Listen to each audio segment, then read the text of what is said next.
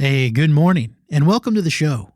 I'm Daniel Dow, and this is For Your Sunday Morning Drive, the short podcast with the goal of providing some motivation, some drive, and encouragement on your way to worship and to help you recenter your mind on those spiritual things on hectic Sunday mornings. We are brought to you by the Ministry League network of podcasts. Ministry League offers some wonderful resources for your spiritual growth and other great podcasts. Those are all made available to you through ministryleague.com, or you can download their app. I hope you're having a wonderful day. I also want to thank you for listening, for making us a part of your Sunday morning routine, or checking us out whenever you listen. If you don't mind, give us a share with someone that you think might enjoy the show. If after this episode is over, you can send them a text or send it to them on social media, I'd really appreciate it. You can also find ways to support the show and more information at foryoursundaymorningdrive.com. All right, well, let's get the show on the road this morning. This is episode 81. I hope my friends show up. Let's go to church.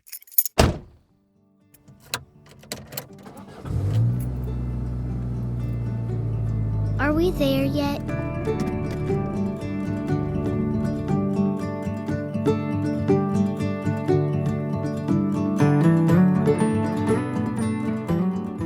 If you take a look at the album artwork for this episode, or you check out the corresponding page on our website, you'll see a picture of my son in silhouette standing in the doorway of the Hawesville Church of Christ where I serve. It's obvious he's looking for something, but what you can't hear is what he said while he was staring out at the parking lot on that particular Wednesday evening. He said, "I hope my friends show up." Yeah, it touched my heart too, because he wasn't just talking about his child playmates. He refers to everyone at that congregation as his friend. I'm sure there's a lesson there somewhere, maybe for another time. But the rest of that story is that yes, his friends all showed up. Dorian was overjoyed. We gathered as the church, we praised God, we opened up his word together, and all was well. From his perspective, why wouldn't they? The simple result of childhood innocence and pure, unbounded hope. From a 3-year-old's perspective, people come to Jesus and by extension are added to the church because that's simply what people do. It's the right thing, no effort required, other than good intentions and a sincere wish. But friends, we know in reality, it takes more than that. But I do think we tend to have sometimes the same outlook or expectation that my 3-year-old son has concerning the lost in the church. Sometimes we sit back and we stare out at the parking lot and we say, "Man, I hope my friend shows up. That would be nice, wouldn't it? If we could face the certainty of judgment with the boldness and just hope that our friends will be there." But we need to be honest with ourselves. It takes work to bring the lost, those that we know and those that we don't know yet, to God. Jesus himself said in Matthew 9:37 and 38, "The harvest is plentiful, but the workers are few. Therefore plead with the Lord of the harvest to send out workers into his harvest." You see, Jesus recognized that more workers, and by extension more work, was needed to accomplish the will of God. Many times it seems that we have this build it and they will come mentality about soul winning and evangelism. We build buildings, we make programs, we run events, we do service projects, and there is nothing wrong with any of those things. They're all good, even necessary. But let's go back to what Dorian said. "I hope my friends show up." You see, that implies a relationship, and that is what we need to build. That is what we need to foster, because people are largely not going to care about a Savior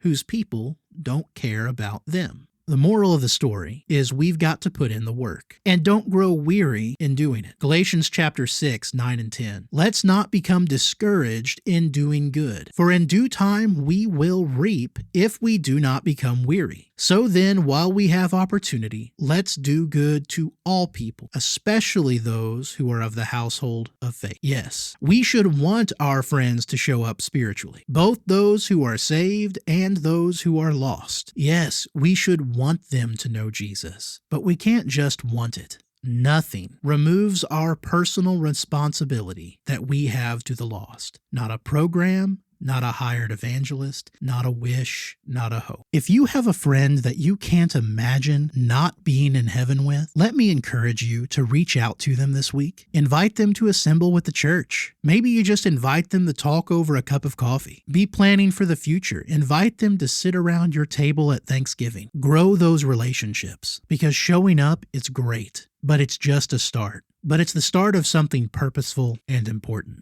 Because I'm right there with you. I hope my friends show up, and I hope yours do too. Well, those are my thoughts for your Sunday morning drive. Now it's time to hear yours. Our discussion questions for this week are: why do we tend to have hopes regarding bringing others to Christ, but lack attempts to do so? Do those that you long to be in heaven with know that you care? And what is something you can do this week to reach out to them and do more than just hope?